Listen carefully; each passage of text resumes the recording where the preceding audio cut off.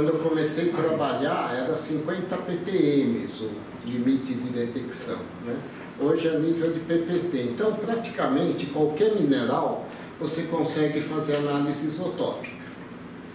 Então, a obtenção de dados hoje em mineralizações, que tem uma variada gama de minerais, é uma coisa que não é tão complicada assim de fazer. O problema é saber o que esses números significam. Esse que é o grande problema que a gente tem, né? Os isótopos radiogênicos nós utilizamos de duas maneiras distintas. Ou como geocronologia, aquela que é para obter dados de rochas, de eventos geológicos, ou como geoquímica, para obter principalmente fontes de magmas, de fluidos, e principalmente os processos de interação entre fluido rocha e contaminações crustais. Então a gente utiliza dessas duas maneiras os isótopos radiogênicos, né? E a geocronologia pode ser aplicada a uma série de estudos geológicos, né?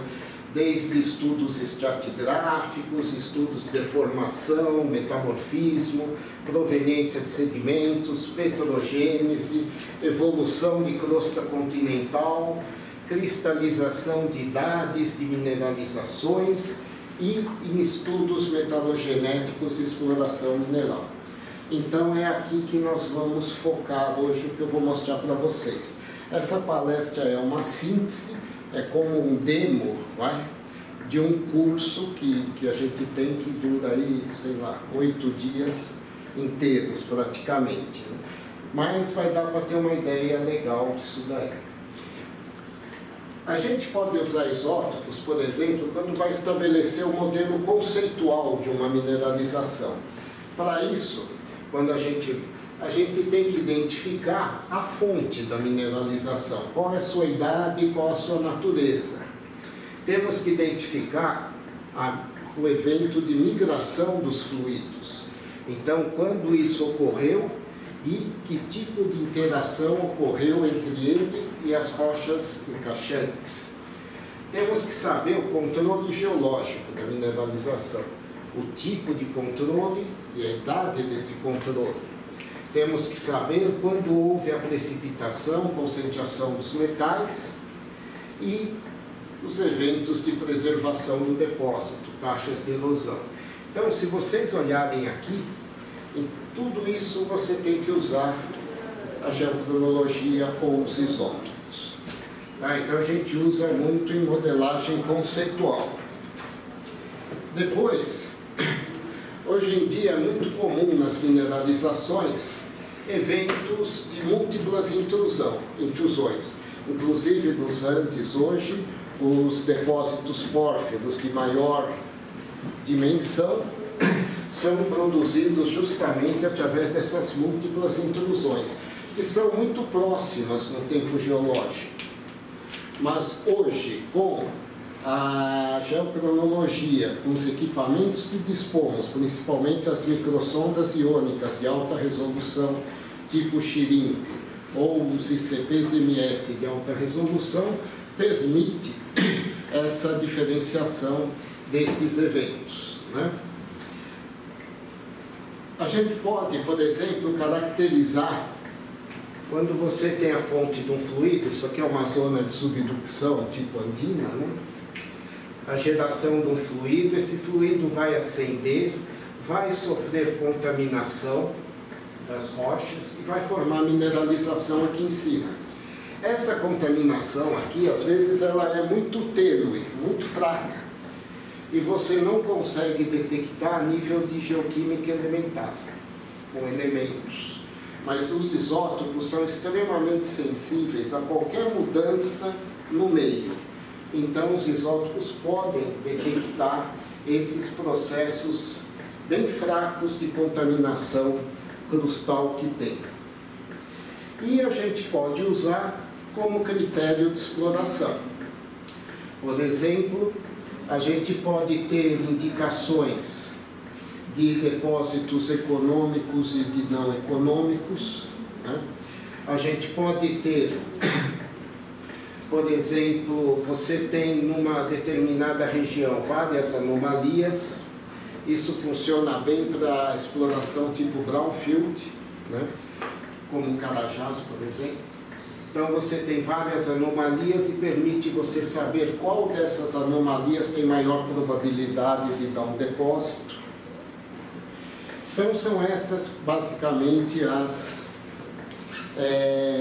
aplicações gerais. Vamos ver como isso funciona. Bom, a gente tem aqui vários sistemas isotópicos. Os mais usados em mineralizações, depósitos minerais, é o rubi de estrôncio, esse sistema isotópico aqui. Os sistemas do urânio-tório-chumbo, principalmente o método urânio-chumbo e chumbo-chumbo. Esse método chumbo-chumbo ele tem uma vantagem sobre todos os outros, que ele é um método que utiliza as razões isotópicas de um mesmo elemento químico. Tá? Isso vai nos permitir, como vocês vão ver um pouco mais à frente, tirar conclusões melhores do que com os outros. O método samário-neodímio também é utilizado, o rênio-ósmio e hoje em dia o argônio-argônio, que vem em substituição praticamente do potássio-argônio. Vocês vão ver depois na palestra do Maurício, ele vai falar um pouco das vantagens de um e de outro. Bom, a geologia isotópica depende basicamente do princípio da radioatividade, né? Um elemento radioativo vai se desintegrar no radiogênico. Então, os isótopos radiogênicos são chamados filhos e o radioativo são os pais. A geocronologia ela se baseia no princípio da radioatividade, que é um princípio exponencial, que é equação exponencial, a gente pode tirar o t e a gente tem uma equação básica aqui que funciona para todos os métodos. Todos os métodos geocronológicos são variações dessa equação que está aqui, onde a idade é igual a 1 sobre a constante de desintegração do sistema que você está usando, Ln de 1 mais a quantidade de elemento radiogênico filho que tem hoje, a rocha, o mineral, dividido pela quantidade de elemento pai que tem hoje. Então, basicamente, o que a gente faz em laboratório é medir essa razão aqui. E daí você tem a variação das idades. Então, essa equação ela é a base de todos os métodos. Todos os métodos vão derivar seus cálculos a partir dessa equação básica que a gente tem aqui. Bom, as idades podem ser calculadas por diferentes métodos e diferentes sistemas. Então, a gente tem as isócronas clássicas, que pode ser feita por rubi de estrôncio, samário-neodímio, rênio-ósmio, chumbo-chumbo. Temos os diagramas Concórdia, ou outros também, o Terra-Wasserburg, por exemplo, que é usado nas idades urânio-chumbo. E tem os diagramas de idade platô, que são usadas para o argônio-argônio. Então, tem várias maneiras aí de se obter essas idades, né?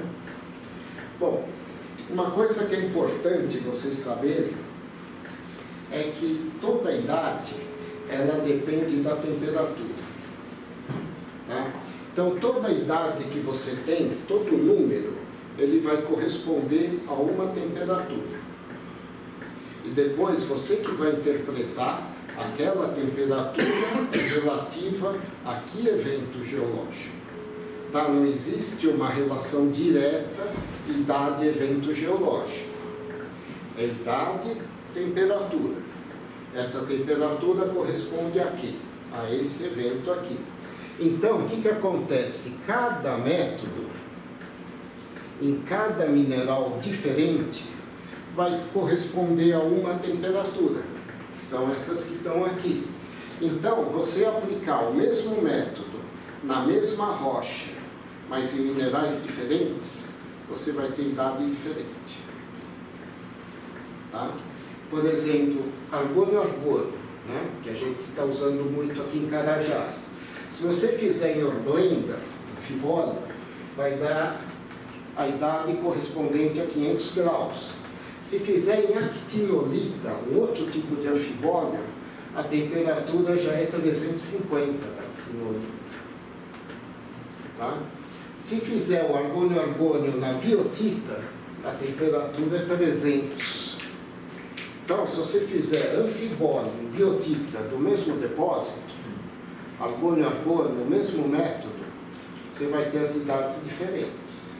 E quando que você tem a idade igual?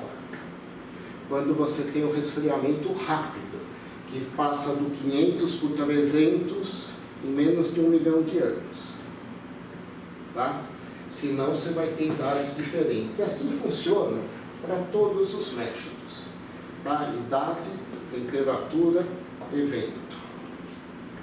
Tá? É um erro você pegar a idade e já vai atribuindo a qualquer tipo de evento geológico. E é isso que dá muita gente comentar, que fala, geologia não serve para nada, porque cada trabalho que eu leio tem uma idade diferente. Exatamente. Tá? Então esse que é a grande questão da história da geocronologia. E quando você vai para uma área policíclica e polimetamórfica, caso Carajás, isso fica muito mais patente. Tá? Então, destrinchar esse tipo de coisa que é complicado.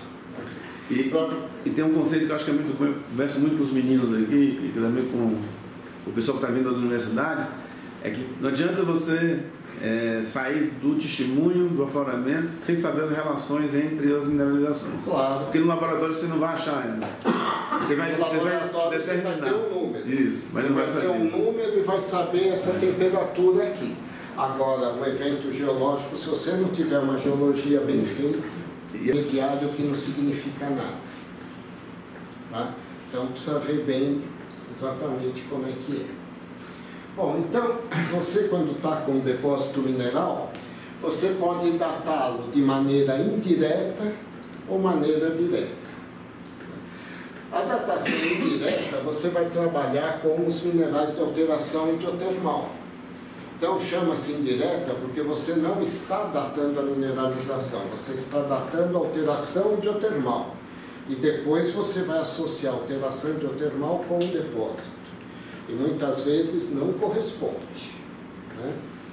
Então, essas datações indiretas podem ser feitas em vários minerais: silicita, biotita, lunita, ilita, alvita, duária, monazita, zircão hidrotermal e até mesmo em rocha total, fortemente alterada hidrotermalmente. Então, rapidamente, vamos ver algumas dessas idades. Por exemplo, essa aqui é uma idade potássio-argônio que eu fiz num depósito epitermal da Colômbia, em Marmato. Eu obtive essa idade de 5,6 milhões de anos pelo potássio-argônio em plagioclásio, esse aqui, ó, fortemente silicitizado. Então a idade é da silicita, basicamente. Essa idade aqui teria sentido se a gente olhar os dados que existem hoje na zona desse depósito. Nós podemos sintetizar, é um depósito epitermal associado a uma zona de cisalhamento muito grande. Tá? Eu acho que é até maior que o sistema do cinzento. É a falha calca-romeral, corta a Colômbia no meio, praticamente. Né? Então, existem idades da rocha encaixante hospedeira da mineralização, que é um pórfido dacítico, de 6,7. Tá? Argônio-argônio. E existe a datação da zona de cisalhamento, 5,6. Exatamente a mesma do depósito, relacionando um com o outro. Tá? Bom, datações podem ser feitas também argônio-argônio. E o argônio-argônio, vocês vão ver depois também na apresentação dos dados aqui de Carajás, que o platô vai definir uma idade. Né? E esse platô aqui, o método argônio-argônio, é muito mais potente que o potássio-argônio. Por quê? Porque o que ele faz? O que é esse diagrama aqui? Esse diagrama funciona assim: você tem um mineral, aí você aquece a uma determinada temperatura baixinha, vai sair uma certa porcentagem de argônio. Aí você calcula a idade só dessa porcentagem. Esse primeiro argônio que sai é o que está na borda do mineral.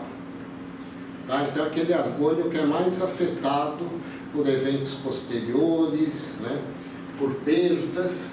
Aí você aumenta a temperatura, extrai uma outra fração, vai ter outra idade, outra idade, outra idade, outra idade, e assim vai até tirar todo o argônio. Bom, se você pegar, por exemplo, esse caso aqui, ó, tá? Ou esse, nesse aqui, a idade platô, o que é? É quando as idades em mais de 50% do argônio que saiu são concordantes dentro do erro analítico.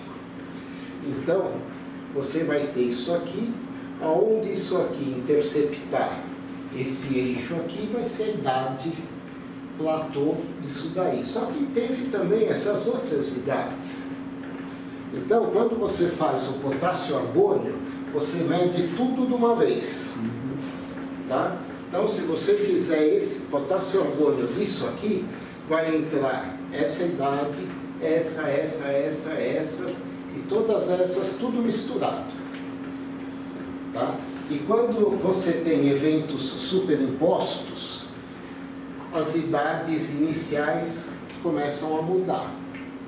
Então, com argônio, a gente consegue saber claramente se a idade que a gente tem é daquele mineral ou se a idade que a gente tem é uma mistura. Coisa que no potássio argônio você não sabe. Tá? Então, por isso que hoje em dia se faz muito mais argônio do que potássio argônio, porque tem um poder interpretativo maior. Bom, aqui foi datado o quê? A rocha total alterada hidrotermalmente. Tá? Então, foi obtido uma isócrona com 323, reniósmio, obtido um argônio muscovita de 309, tá? E 319 na rocha total aqui. Então, você também pode, quando você não consegue separar o mineral, desde que a rocha esteja alterada fortemente pela alteração hidrotermal, o evento de alteração vai predominar e você vai ter a idade deste evento. Bom, se pode também datar zircões hidrotermais. Tá? Os zircões hidrotermais, aqui só para vocês verem, esse é da rocha original, da rocha hospedeira, dando idades aqui de 1070 a 1100, e esse da mineralização, zircão hidrotermal dando 1011 aqui. Então, o zircão hidrotermal também é utilizado de forma interessante. Outro tipo de datação da rocha total com alteração hidrotermal. Isso aqui é um depósito de cobre do Chile, tipo manto, não é pórfiro. Tá? E aí nós fizemos uma isócrona rubídio-estrôncio, o rubídio-estrôncio, nessas amostras daqui, ó, dessa zona. Obtivemos uma idade de 109 milhões de anos. A idade que tem hoje para o depósito, obtida por argônio, é um evento de baixa temperatura de 120 e um evento de alta temperatura de 103. Nós estamos com 109 mais ou menos 6, que vai bater aqui com esse de alta temperatura, que é justamente o que homogeneizou essas rochas aí. Outra maneira de datar, que é muito fácil de fazer, é, se você tiver silicita, por exemplo, você pega uma silicita e pega outro mineral daquela rocha que tem baixa relação rubídio-estrôncio, que quase não tem rubídio. Pode ser quartzo, pode ser plagioclase ou pode ser sulfeto. Tá? E a silicita, ela tem um elevado teor de rubídio. Então, é um ponto que vai ficar aqui para cima. Esse ponto, ele vai controlar a inclinação da reta, que controla a idade. E esse ponto vai controlar a razão inicial, que vai ter aqui. Então, você pode colocar 10 pontos aqui, ou 20, que eles vão se situar sempre sobre essa reta aqui. Então, as companhias adoram essa forma de datação, porque só com 2 análises você tira a idade, que é muito mais barato. Tá? Então, com isso a gente está usando o rubidistroncio. Então, veja que tem várias técnicas que podem ser usadas. Qual é o inconveniente disso? Evento superimposto. Aí vai te abrir o sistema rubidistroncio, ou seja, vai entrar rubídio, vai sair estrôncio. Se for a ubitização ao contrário, vai entrar estrôncio, vai sair rubídio, enfim. Então, esse é o inconveniente dessa técnica aí. Isso aqui é uma isócrona samário-neodímio em titanita e alanita. Tá? Então, a titanita, além de você poder datar urânio chumbo, tá? No xirimpe, por exemplo, você pode datar também através do samário-neodímio em um depósito tipo IOCG, por exemplo, como é o caso desse trabalho aqui. Tá? Então, uma outra forma de obter idade. Outro tipo de zircão hidrotermal. O zircão hidrotermal é caracterizado por, quando ele é formado durante o hidrotermalismo, por uma grande quantidade de inclusões fluídas. Então ele fica com essa textura aqui, meio esponjosa, né? Fica um zircão feio, mas é importante. Por exemplo, aqui, essas manchas negras são piritas. Veja que ela cresceu num entorno aqui, né? Tá? Então, você datando esses zircões, você vai ter a idade do evento hidrotermal. Zircão hidrotermal se forma a temperaturas menores que o zircão normal. Normalmente é 400 graus e há registro até de 300 graus. Tá? Então, são zircões diferentes, mas também permite datação. Aqui é a datação de monazita, que a Lídia fez no depósito de Cuiabá. Você conhece muito, né? Então, lá em Cuiabá, ela datou pelo xirimpe, urânio chumbo, as monazitas hidrotermais, cuja característica da monazita hidrotermal é justamente essa irregularidade dos seus contornos, né? Então, a monazita que não é hidrotermal, ela é homogênea, contínua. A hidrotermal tem essas interrupções aí. Então, foi datado isso aqui. Então, como vocês podem ver, existem várias formas de idades indiretas, mas também existem idades diretas da mineralização. E aí a gente trabalha com os minerais de minério. Tá? Os sulfetos, praticamente todos, xelitas, magnetitas, turmalinas, fluoritas, a granada em depósito tipo scar, cromita, tudo isso pode ser datado. Então, por exemplo, aqui, uma isócrona rubidistroncio esfalerita. Tá? Lá no sul do Chile, depósito de Otoque, com a idade de 99 milhões de anos, a idade da mineralização aí é 103. Essa eu coloquei de propósito aqui. Tá? Isso aqui é uma isócrona chumbo-chumbo de uma amostra do Salobo, que eu peguei em 1987, do fundo de sondagem que tinha lá. E aqui foi separada esta magnetita aqui. Tá? Você vê que ela é claramente posterior à calcopirita aqui, né? E esta magnetita, nós fizemos o que com ela? Isócrona chumbo-chumbo. E por que foi feito chumbo-chumbo? Porque aqui, ó, a gente tem chumbo e chumbo. Aqui a gente tem chumbo e tem chumbo. Qualquer evento posterior que tire chumbo do sistema vai tirar o 207, o 204 e o 206 na mesma proporção. E o chumbo que sobra vai manter a mesma composição do chumbo original. Tá? Então, se você pegar rubídio estrôncio, por exemplo, ou urânio chumbo ou samário neodímio, a hora que você tem uma superposição de evento e tira rubídio, não vai tirar o estrôncio. Tá? Então vai mudar a composição isotópica, esse novo evento. E assim todos os outros métodos. O chumbo-chumbo não. Portanto, ele é o método ideal para depósitos antigos em áreas polimetamórficas. Tá? Ele não é afetado por esses sistemas. Então, eu interpreto essa idade desta magnetita, uma idade de 2.1, como a idade da magnetita.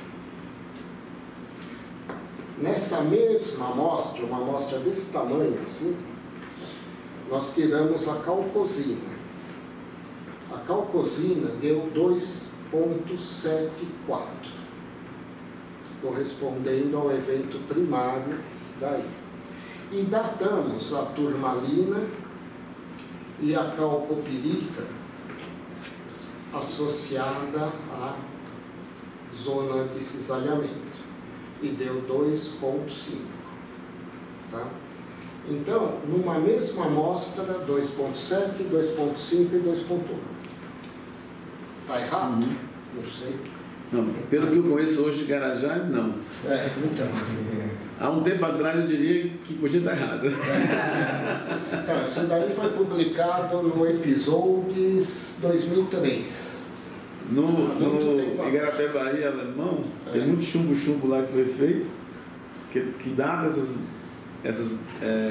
calcoperitas genéticas, com idade 274, que aí jogaram o método fora, esse método não vale nada, e tem as relações clássicas de 255 lá também. Então, e aí falaram, não pode, como é que isso deu isso e o outro deu isso? Então, você tem que relacionar as temperaturas.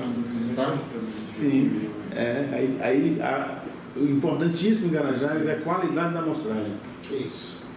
Daqui para frente, quem não tiver essa qualidade vai falar coisa vai que não está qualquer coisa, qualquer número. Porque tem essa superposição. Bom, então aqui um exemplo de datação de minério. Né? Outro exemplo, isso aqui fica num prospecto que não é de vocês, é a sua aqui, já a companhia não está mais lá, aonde a gente tem idades modelo, chumbo não é isócrono, aqui é um outro tipo de idade. O que é idade modelo? Idade modelo é uma idade cujo cálculo se baseia em um modelo. Se esse modelo estiver errado, a idade está errada. A isócrona não, é matemática, a idade é aquilo lá que foi calculado. A idade modelo não, a gente se baseia no modelo que a gente acredita hoje que está certo.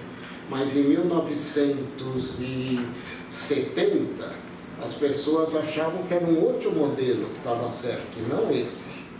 Então, se no próximo congresso aparecer um cara e falar que esse modelo está errado e tem um modelo novo, a gente vai mudar para um modelo novo.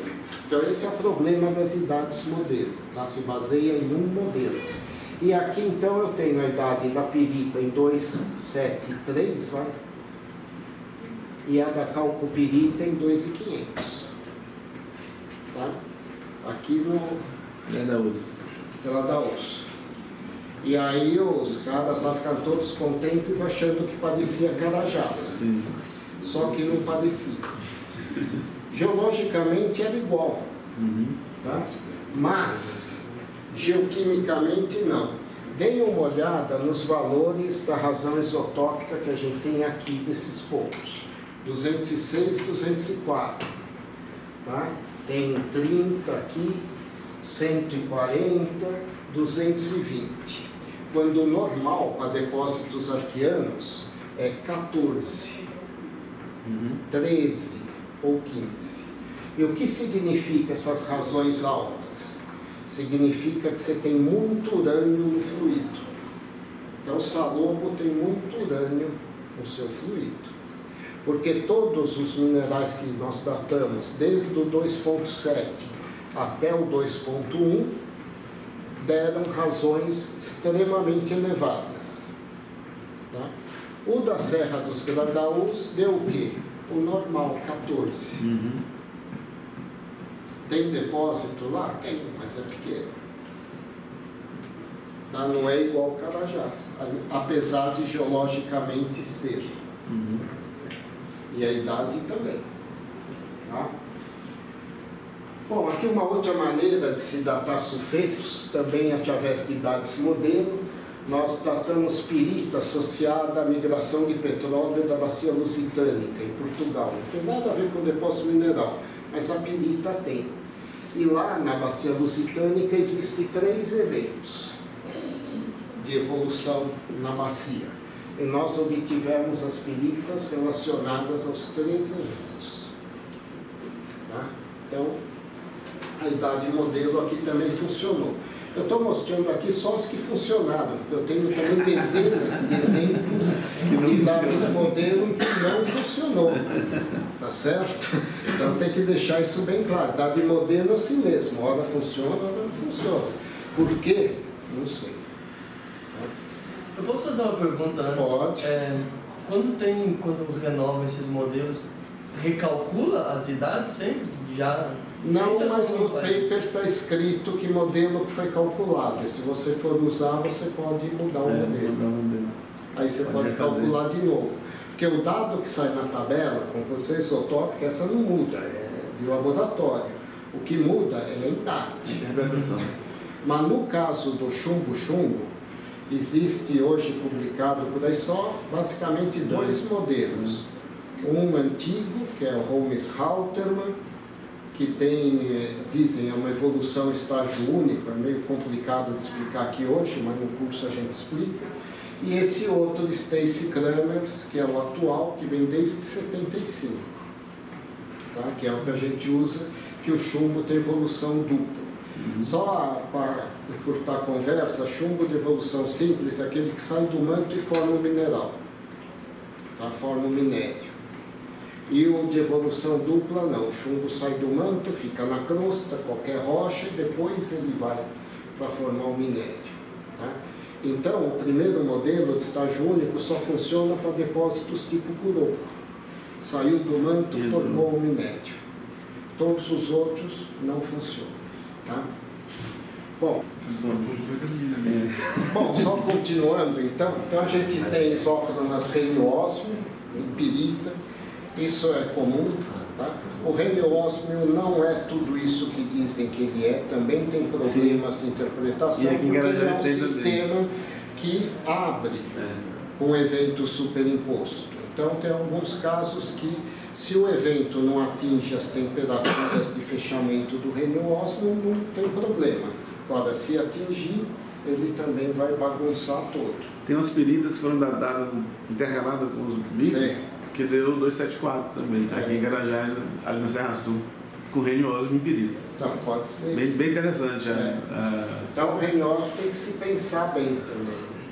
Aí, por exemplo, uma de Samário Neodímio em xelita, datando a xelita.